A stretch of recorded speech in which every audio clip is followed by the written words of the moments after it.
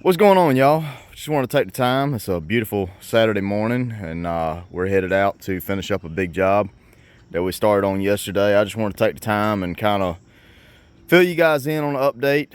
While the videos haven't come out quite like I wanted them to, life's been super busy. The fire department, well, it's the fire department, so you can kind of imagine how that goes. That takes up a lot of time, and well, they worked me pretty good. So giving y'all an update. Yesterday we were at the big job. Started at a school, and I'll show you later in the video. I'm headed back out there this morning. But the 665, man, she was chugging along yesterday. We did the first stump. That swing is about 6 feet. I did three wide. It stretches out about 5 feet. So I did about three lengths worth of grinding, so about a 15 by 15 area that I ground up yesterday in a matter of about 45 minutes, and it was a decent sized stump, probably right around 3 foot. And well, it did great. And then I went to move on to the next stump, and she started chug-a-lugging a little bit different than usual. It had a slight mist to it. Still not sure if it's fuel or electrical.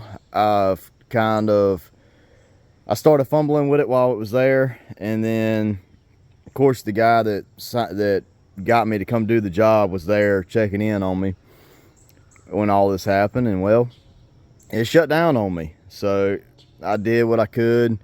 I pulled the intake off, started looking at the carb, making sure we were getting fuel, even sprayed some ether down the throat once it cooled off a little bit.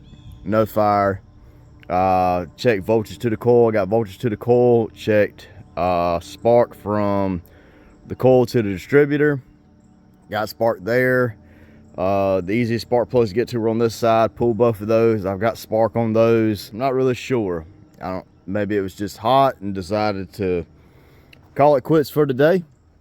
It was not that hot yesterday. It's actually the coolest it's been in a long time, so I don't think that's the problem. But yeah, so I was turning it over and it locked up.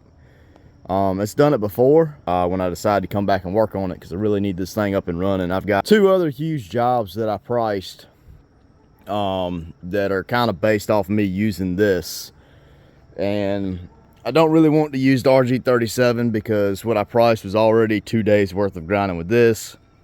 I'm looking 4 to 6 days of grinding with that. I'm talking about some huge 3-foot pine stumps on a mound. So yeah, that's gonna take a while. Pine is the worst thing to grind. It's so soft, it tears, it doesn't cut unless you have super sharp teeth. But anyway, moving on.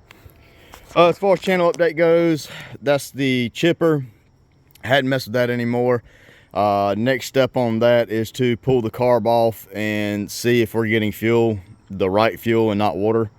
The spark plugs are still out of it. I left it sitting with the ATF and the cylinders, so that's that. And then behind it is that 665 motor. Not 665 motor, the motor goes on a 665, but it's a Wisconsin 65 that is under there. I am still trying to get the bell housing off from the PTO clutch, and I was trying to decide the best way to do it, and honestly it got thrown to the wayside for right now. All this is kind of taking a back seat to the rental, and I'll try to get some video when I'm up there today. We are really cramming in right now every minute that we can on the rental to hopefully have somebody in it by October, but we shall see.